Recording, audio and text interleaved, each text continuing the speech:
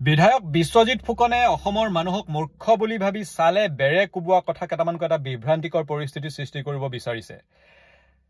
সাধাৰণতে গ্ৰাহক এজনে চেক এখন লৈ যেতিয়া বেংক এটালৈ যায়, গ্ৰাহকজনৰ মূল উদ্দেশ্যটোৱে হ'ল তেওঁৰ প্ৰাপ্য ধনখিনি বেংকৰ পৰা আদায় পোৱাটো। এতিয়া বেংকে কোনবোৰ নীতি নিয়মৰ মাজেৰে সেই চেকখন পাছ কৰিছে, এই গোটেই কথা বতৰাবোৰ নিৰ্ভৰ কৰে সংশ্লিষ্ট বিষয়াগৰাকী বা বেংক কৰ্তৃপক্ষৰ ওপৰত।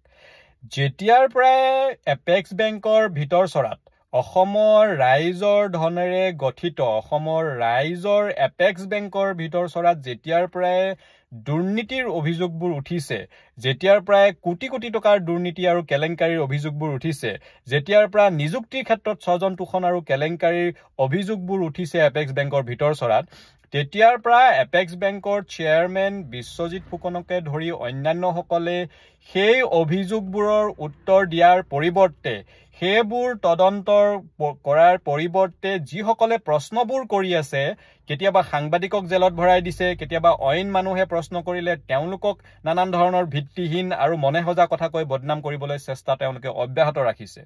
এতিয়া আটাইতকৈ হাস্যকৰ বিষয়টো হ'ল বিশ্বজিৎ ফুকনে সেই সময়ৰ আছুৰ সাধাৰণ সম্পাদক লুৰিণজ্যোতি গগৈৰ কথাটো ইয়াৰ মাজতে উল্লেখ কৰি এটা বিভ্ৰান্তিকৰ পৰিৱেশৰ সৃষ্টি কৰিব বিচাৰিছে। বিশ্বজিৎ ফুকনে বাৰ বাৰ কৈছে যে আছুৱে চেল ডিমাণ্ড দি এনেধৰণে পইচা উইথড্ৰ কৰিছিলে, নীতি বহিৰ্ভূত কথাটো তেওঁ আনিছে।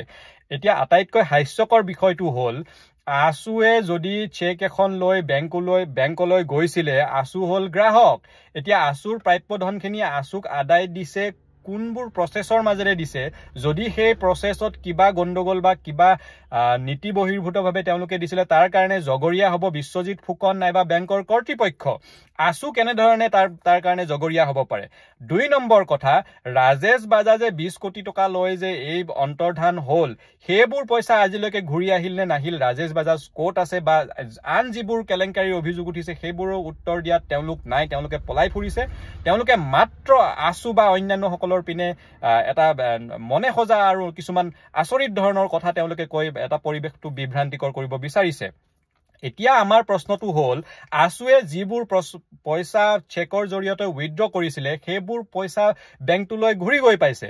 বিশ্বজিৎ ফুকনে ক'ব পাৰিব নেকি যে আছুৰ সেই চেল ডিমাণ্ড বা সেই চেকৰ এটকাও বেংকটোলৈ ঘূৰি নোযোৱাকৈ আছে? যদি আছুৱে উইথড্ৰ কৰা প্ৰতিটো পইচা সেই বেংকটোৱে পাইছে, তদুপৰি বেংক কৰ্তৃপক্ষই এটা কমিশ্যন পাইছে পইচাটো চেকখন পাছ কৰি দিয়াৰ কাৰণে, এইটোত নিয়ম বহিৰ্ভূত বা এইটোত অনিয়মৰ কথা ক'ৰ পৰা আহিল? আৰু যদি কিবা অনিয়ম হৈছে তাৰ কাৰণে জগৰীয়া বিশ্বজিৎ ফুকন। আমি বিশ্বজিৎ ফুকনক প্ৰত্যাহ্বান জনাইছো যে আছুৱে উইথড্ৰ কৰা পইচা যদি এটকাও ঘূৰি নোযোৱাকৈ আছে, তেওঁ কওক যে আছুৱে নিয়া আমুক চেকখনৰ পইচা আজিলৈকে ঘূৰি নাপালে। কিন্তু আমি প্ৰশ্ন কৰিব বিচাৰিছো, ৰাজেশ বাজাজে নিয়া পইচা আজিলৈকে বেংকত ঘূৰি গ'ল নে নগ'ল? অন্যান্য যিবোৰ কেলেংকাৰীৰ অভিযোগ উঠিছিলে সেইবোৰৰ তদন্ত কেতিয়া হ'ব আৰু দোষীয়ে কেতিয়া শাস্তি পাব?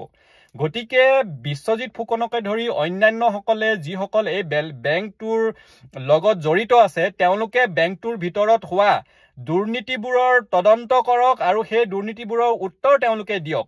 এই বেংকটো কাৰো পৈতৃক সম্পত্তি নহয়, এই বেংকটো অসমীয়া মানুহৰ ধনেৰে গঠিত এটা অনুষ্ঠান, অসমৰ এটা জাতীয় অনুষ্ঠান। গতিকে সেই জাতীয় অনুষ্ঠানটোত যেতিয়া কেলেংকাৰীৰ কোটি কোটি টকা কেলেংকাৰীৰ অভিযোগ উঠিছে, সেই অভিযোগবোৰৰ তদন্ত হ'ব লাগে। মুখ্যমন্ত্ৰী হিমন্ত বিশ্ব শৰ্মা ডাঙৰীয়া নিজে সেই বেংকটোৰ ডিৰেক্টৰ। গতিকে আমি মুখ্যমন্ত্ৰী মহোদয়ক অনুৰোধ জনাইছো, দাবী জনাইছো, যদি মুখ্যমন্ত্ৰী মহোদয়ৰ জ্ঞাতসাৰে এইবোৰ দুৰ্নীতি হোৱা নাই, তেনেহ'লে অনতিপলমে মুখ্যমন্ত্ৰী ডাঙৰীয়াই নিৰপেক্ষ তদন্ত দিব লাগে আৰু এই এপেক্স বেংকটোৰ ভিতৰত সংঘটিত হোৱা কোটি কোটি টকাৰ কেলেংকাৰীৰ যিবোৰ জড়িত আছে তেওঁলোকক শাস্তি বিহাৰ ব্যৱস্থা কৰিব লাগে। লগতে বিশ্বজিৎ ফুকনকো আমি সকীয়াই দিছো যে ভিত্তিহীন চালেবেৰে কোবোৱা আৰু মনে সজা কথা কৈ বিভ্ৰান্তিকৰ পৰিস্থিতি আপুনি সৃষ্টি নকৰিব। আপোনাৰ বেংকত দুৰ্নীতিৰ অভিযোগ উঠিছে, আপোনাৰ বেংকত কেলেংকাৰীৰ অভিযোগ উঠিছে, সেই অভিযোগবোৰৰ আপুনি উত্তৰ দিয়ক। তাকে নকৰি প্ৰশ্ন কৰা মানুহক আপুনি বদনাম কৰাৰ চেষ্টা নকৰিব। ধন্যবাদ। জয় অসম।